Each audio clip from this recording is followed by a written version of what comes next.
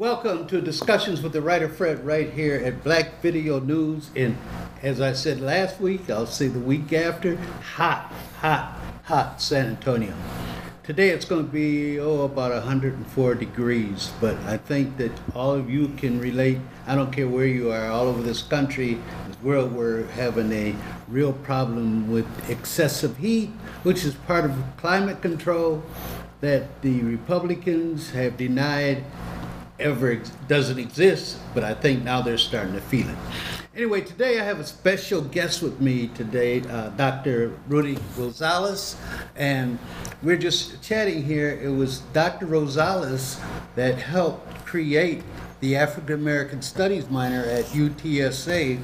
We had many meetings. You remember those, don't you, Dr. I sure do. Many meetings, and we finally got the program going. So it's like we went back in time.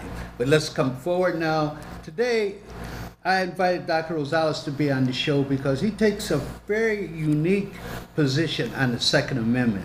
And so with no further ado, I'm going to turn it over to Dr. Rosales. Can you tell our viewers how you look at the Second Amendment? Sure. The Second Amendment has always fascinated me because I argued that it's not about individual right to guns, but it's about state militia. Well, after rereading the Constitution, I found out that I could be wrong. And there's some things behind this that we need to understand, and that's what I want to get into right now. So to point out to you, the Second Amendment reads, a well-regulated militia being necessary to the security of a free state, the right of the people to keep and bear arms shall not be infringed. The question I ask in this essay is, what prompted the writers? Because after the Constitution was ratified in 1789, I believe it was, in 1791 they ratified the 10 amendments, the first 10 amendments, and including the second.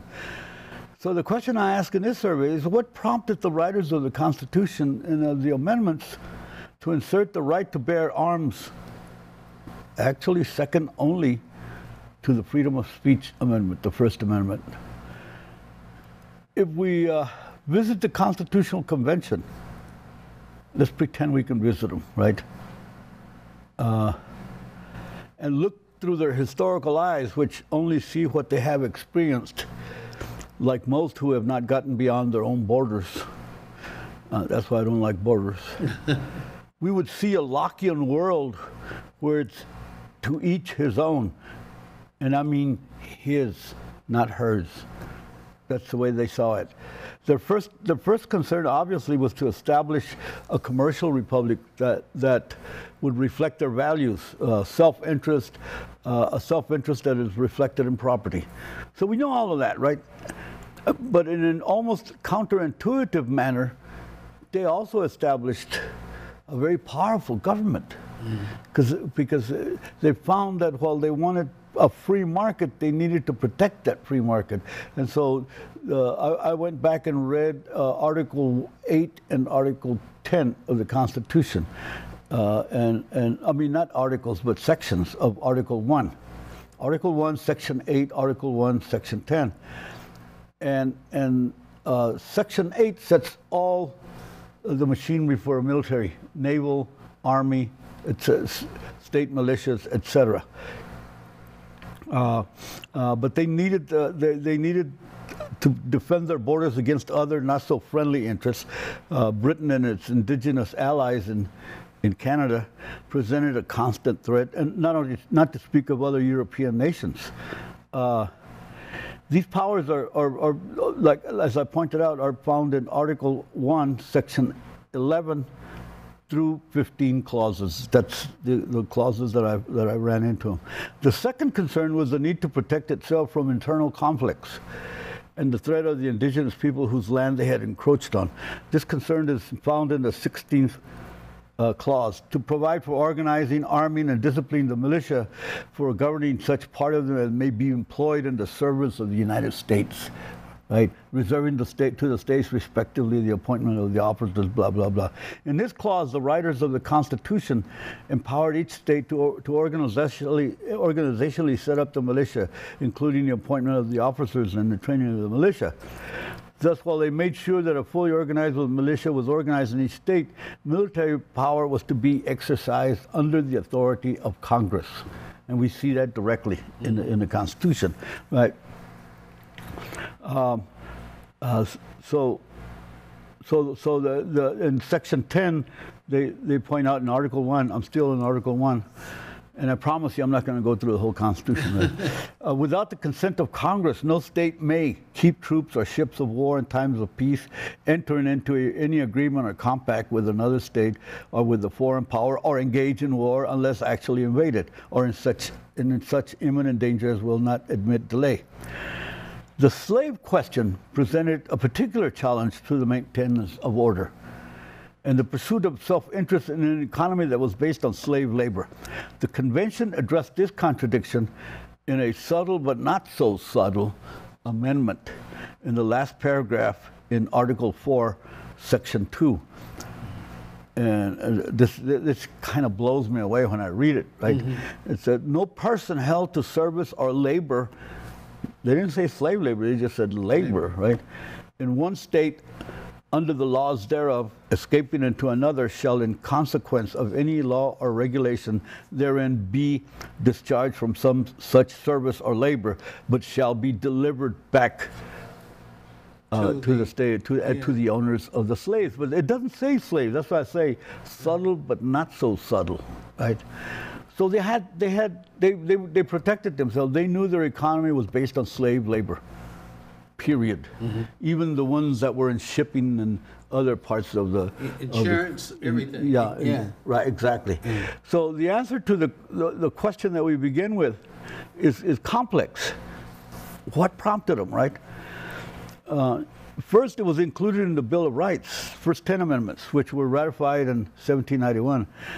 And this was to satisfy the concerns of many of the property owners.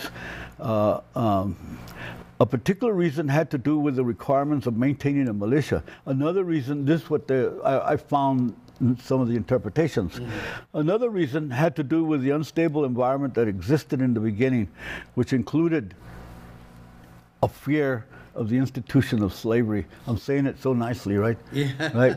But you know what I mean. They were afraid of the people that were held in bondage. Absolutely. Right. Yeah. And of the resistant indigenous tribes. You think the Indians just walked away and said, "Here, my good white man, take the land"? They didn't.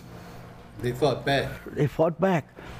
Going beyond the question of what prompted the writers to include an amendment that they identify with a personal freedom is the second question.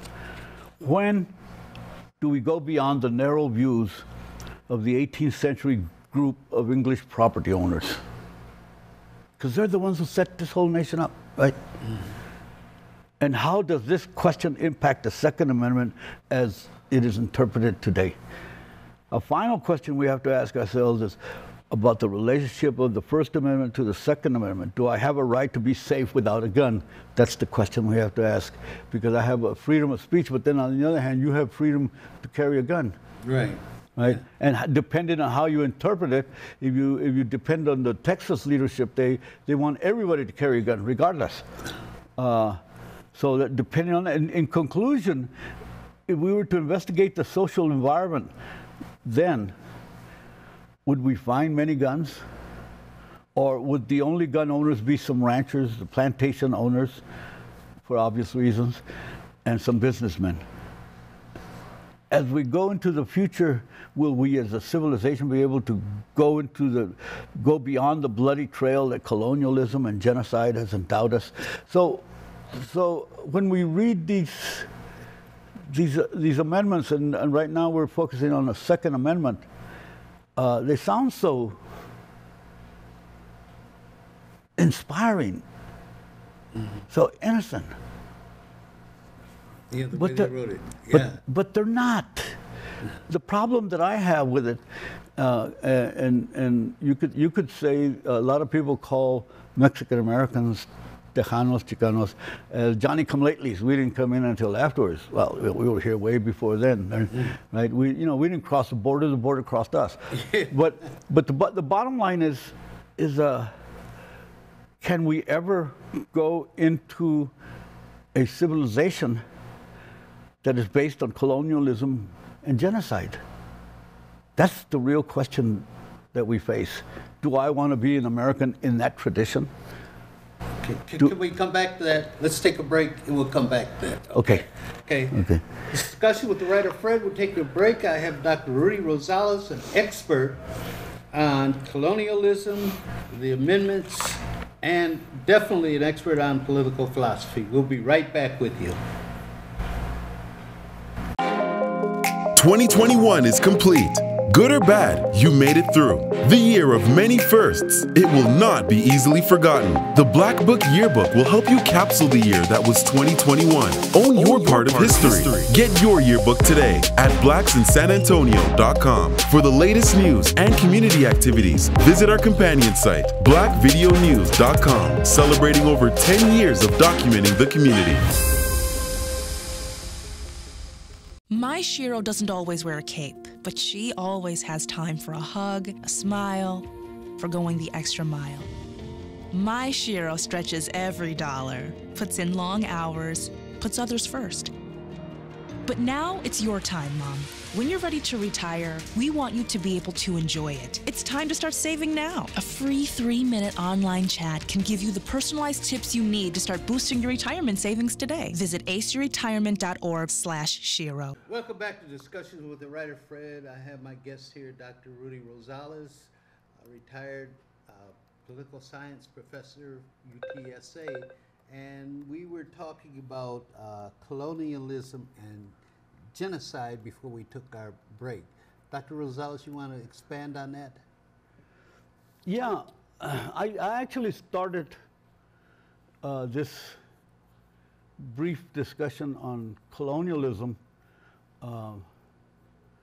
with Uvalde in mind. Okay. So really this presentation, and I'm going to do a similar presentation in another conference, right?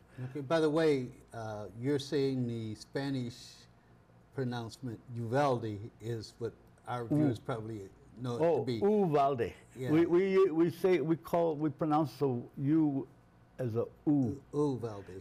Uvalde. Okay. Okay. So everybody will know we're talking about Uvalde. Okay. Okay. So it's where the death of 19 children and 2 of their dedicated teachers died. Right. Because of a lot of reasons, right? And I was so afraid that because of this, they were going to concentrate on the incompetence and cowardice of the police, not just the local police, but the state police and all of them involved, right? I didn't want to do that, and then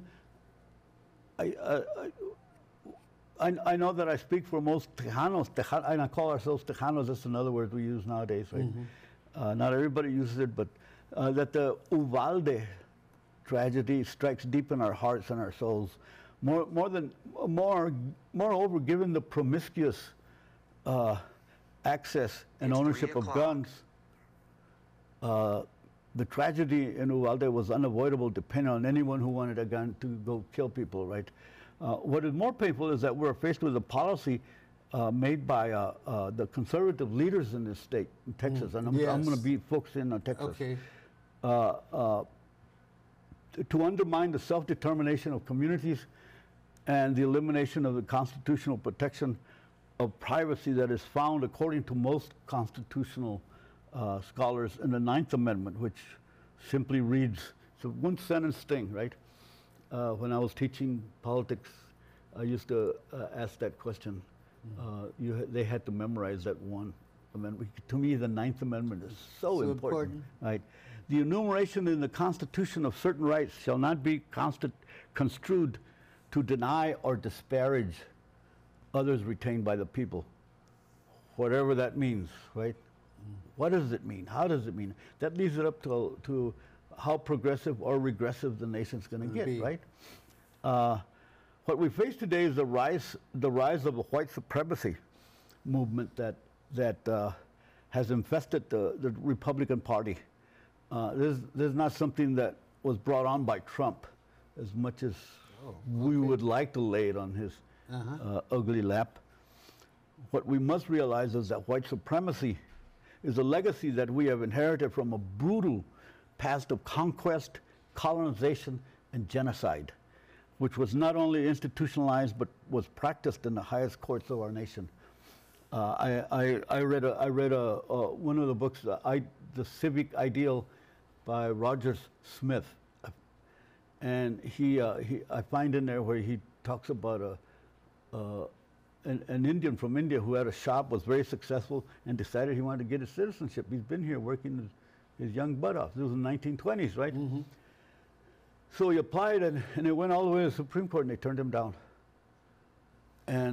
But he said, but I'm Caucasian, because the Caucasians went right and left, India, Europe, right? And they said, yes, but you're not the right color. That's what the Supreme Court said. Yeah. Wow. And he went home and hung himself. Oh my God. I wouldn't have. No way. But yeah. It's sad. But it's a testimony to what was going on in the 1920s. They wanted to make sure that no one could become a citizen unless they were white. Unless they were white. Yeah. Okay. It was too late for blacks. We're already here. We're already here. It's too late for Mexicans. They can't chase us out. We were here when they took over all that territory. Yeah, when they took over Texas. Even though they took our land and everything else, it's still we're here. Right. We didn't cross the border crossed us, as I said before, right? And for Native Americans, it was a genocidal conflict that ended up in reservations, and most no better than concentration camps. It was ugly. It was ugly. I was just reading about the 1864 slaughter that occurred in, I forget what port they had there, and I'm reading a book on Native Americans right now. And what was unfortunate to me, even though we kind of idolized them, the Buffalo Soldiers participated in that slaughter. Yeah. That's we can't mold history the way we want to. No. That's history. It is what it is. It is what it is, right? Yeah. So the first black community was brought over in 1619 as chattel slavery. Then, after a bitter civil war that ended slavery in 1865, their labor was brutally controlled through a Jim Crow order, which was a virtual apartheid system. Yes. And this lasted through the 1950s. Okay. I'd say up to 64. Okay. Yeah, definitely. I agree. Well, I say 50s because of the court cases begin to go there. Brown versus Board of Education. Right, exactly. 54. Yeah. And for Puerto Ricans, it was through a process of disenfranchisement dating back to 1917 when they took over. They didn't want to lose the island, so they took it over. They gave them citizenship, but they didn't give them the right to vote. Vote, yeah. Right, unless they lived here. Yeah. Right. So they thought they were being very liberal. To that incident in the Congress, the right. Puerto Ricans. Where the Puerto Ricans went up and shot up Congress. They didn't kill anybody. They just scared the out of them. Yeah. They just scared whatever out of them, right? But then I was telling Fred several things happened. I won't go through it right now, but they were given citizenship, but not the right to vote. And for Asians, it's a complex question with Asians, because it was the Chinese who were first brought over as labor to build the railroad tracks, right? But they weren't allowed to bring their families their own property. Right. Yeah. Right. And there's a lot of history behind that. I can't go through each one of them, but just to mention the different things that occurred. From an historical perspective, it underscores the brutal intent of the colonization that was undertaken to establish this nation as a white nation, as it took different forms and shapes throughout the land and throughout history. The goal that I have today is to refocus on the neglect of education in Texas, and I want to pin it back to colonization. That's where I started from. That's why I went through all this, and in particular the virtual suppression of education in poor communities, which tend to be Tejano, and I didn't mention here, but also black. Absolutely, yeah. You go to the East Texas, that was almost like the South, right? Texas could be divided into 4 states. One was up, one was south, one, you know, San Antonio was Mexico, right? Yeah. And all of this, I was real afraid that it's hidden below the tragedy that has occurred. We're going to be arguing about they should send these guys to prison, these cowards. Who are you talking about now? Uvalde. Okay. But through all of this, the tragedy that has occurred, it hides the most important question that we have before us. And if we do not address it, we'll continue to live under a policy that takes rights away, does not protect them or extend them, that aims at erasing history, does not tell it, and that destroys identity, does not reaffirm it. To begin the story of Texas, we have to go back to the 19th century when the imperial ambassadors, ambitions of the U.S. Took form and manifest destiny. Good old manifest destiny. Right, and white man's bird. Thank you. And then President Polk rode some federal troops down near the border so that the Mexicans would shoot, and sure enough, the Mexicans shot. And once they shot, bang, there was a war. And they took all that land all the way to California, except for Texas. That's the Mexican-American War of 1845. Right. Yeah. And Texas became a state. Right, yeah. But meanwhile, throughout this, from Texas all the way to California, white settlers were coming in, right? And in Texas, they really came in, right? And in South Texas, they were like invading ants, just and taking over land, killing ranchers, etc. What it did was it set the stage for a violent clash over land by white settlers and long-established Tejano communities. A virtual race war waged reaching its peak between 1910 and 1920. Pancho Villa? Well, that was in Mexico. This is in Texas. Okay. Oh, right? Yeah. Okay. And more important, this was a race war that involved... Can I cut you off there? Yeah. We have to pay our dues. We take a break, and then we'll come back and continue. Okay. We'll be right back with discussion with the writer Fred with Dr. Rudy Rosales. You know you missed it. It's back. The all-white martini party, Saturday, August 20th at the Henry's House Convention Center. Mask, wear them if you got them. That means they're optional. Come enjoy another night of fun, music, and dancing. Voted #1 event of the year. Saturday, August 20th at the Henry's House Convention Center in beautiful downtown San Antonio. Now it's time to get your groove back from one night only for the grown and sexy. It's the all-white martini party, the restart. Let go.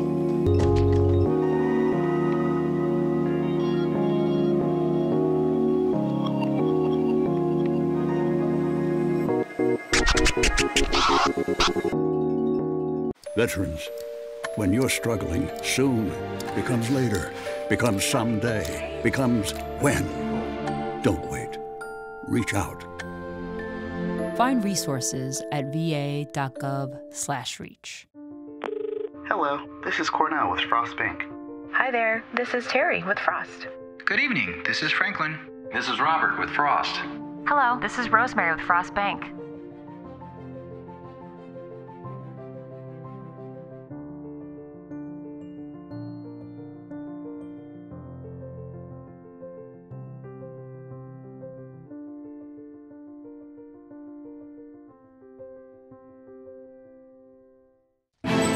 Nothing to do this week? Don't miss another event. Go to blacksinsanantonio.com for our event calendar. The home of the largest business directory in San Antonio with an African American focus. Sign up today for our weekly e-blast and text message alerts. Help us make this a better community. Connect, empower, grow. Welcome back to Discussions with the Writer Fred right here at Black Video News, again in hot San Antonio, Texas. My special guest today is Dr. Rudy Rosales, and I think that I'm going to have to watch this about 4 times to comprehend all the deep thoughts he's giving to us today. So, Dr. Rosales, let's get right back into it. You know, I don't mean to be a nerd, Fred. No, you're not at all. Okay, Yeah. But to continue, a virtual race war was waged, reaching its peak between 1910 and 1920. And but more important, this was a race war that involved local actors from town to town and region to region. It wasn't like the state organized a militia and went after Mexicans. It was like the locals. The locals went after. The King Ranch itself had its own army, and they'd go burn down ranches, take the land away from them, kill entire families, Mexican families, and on and on. They have an awful history. That was a terrible tragedy, wasn't it? They just took all that land and came with a city. Yeah, yeah, exactly. Right. So it's important to know because it tells us a bit about the colonization that was established by the white settlers. The period between 1910 and 1920 was particularly brutal when Tejanos were criminalized and harshly policed by intersecting regions of regimes of vigilantes, state police, local police, army soldiers, and of course, as I pointed out earlier, the Rinches, the Texas Rangers. This exacerbated and increased the exclusion of the Tejano community throughout Texas. The violence was over land, but it was also a cultural genocidal clash between white settlers who insisted upon establishing their property rights and narrative over and to the exclusion of the long-established Tejano communities. And obviously during this period, black communities didn't have much power then. None whatsoever. Right. So this is about a clash. And that's why I'm not talking about black communities yet in terms of the colonization. But by the 1920s, thousands of Mexicanos were killed. The result was a system of colonization that I thought was very efficient, because what they did, instead of establish this colonization from the state down, each little town controlled their Mexicans. Oh, really? Yeah. Right. Okay. I mean, even to this day, my wife, who was a LULAC organizer, and she became national president of LULAC, went into a little town called Rose, Texas, way up there in North Texas. And if you blink your eyes when you're passing it, you'll miss it, right? But they asked her to come. And so when she came, they actually had a hidden meeting behind a church. Right? A hidden meeting? Yeah, they were afraid because most of them had jobs with the white property owners. And this was recent. Just recently, in the I guess it was the 1990s, yeah, right. And since then, because my wife was all over Texas organizing communities like this, she said it's awful what they do around these places, and this is what I'm talking about: the efficient colonization from one town to the next town to the next town. Uvalde was there too. Uvalde was there, as well as all those other small towns. So this isolated Tejano community from Tejano community, and the intense violence led to a monolithic view of Mexicans as dirty Mexicans, greasers, lazy, criminal. As well as criminals. I don't know what to do with that. And as well as the characterization of immigrants as invaders, making it easier to exclude them, right? Yeah. For most Mexicans, we don't see a difference between us and immigrants. For a lot of us, we do. We're Americanized, but on and on. So segregation continues within entire towns. To the point that a very popular, rather sarcastic view of our situation in the United States was ni de aquí. What is that? Ni de allá. Not from here, nor from there. In other words, we're not wanted in Mexico, we're not wanted here. So I, as a young radical activist, said, well, then we're international, right? And in many ways, that might be like our experience as blacks. We're not necessarily wanted in Africa, and we weren't wanted here. I think it's changed, but for a long time, that was the situation. So I want to kind of close out and have you talk to my viewers about what's the future look like? What's going to happen as you see it in this country? Well, you know, after viewing this colonization that occurred, and we have to see it, I think I came up with several responses, but none of them are. Some of them are too abstract. But one of them is that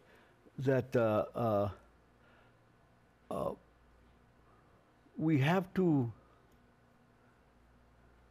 Let's see. I have it right here.